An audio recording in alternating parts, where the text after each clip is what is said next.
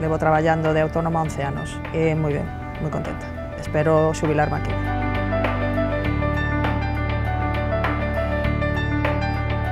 O que máis me gusta do meu traballo é traballar ao aire libre. O tempo libre que nos queda, é dicir, nós traballamos polas mareas, tes 3 horas, 4 horas, e despois tes moito tempo para facer moitas outras cousas.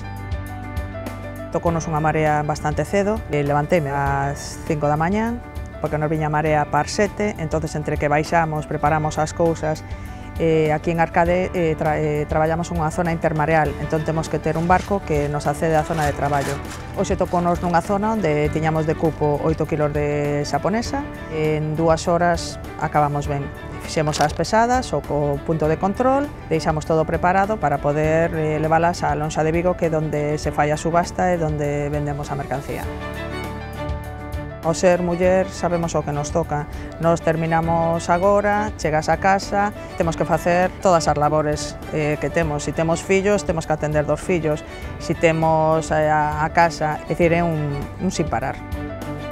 Para nós o cotizar foi como unha lotería. Gracias a quen axudou aquelas mulleres de antes que se agruparon, que loitaron e que, claro, dende a Xunta lle botaron a man para dicir, oye, somos 100 mulleres, aquí na cofradía estamos agrupadas. Este ano seguramente van a entrar 20 personas máis, 20 autónomas que vamos facer, e po ano que ven, se Dios quere, seguimos así, entrarán outros 20 e creo que vamos a crear moito emprego.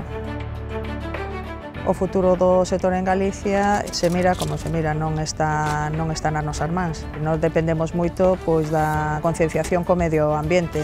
Temos que cuidar o mar, temos que respetar no noso traballo, respetar cuotas, traballar sempre con sentido.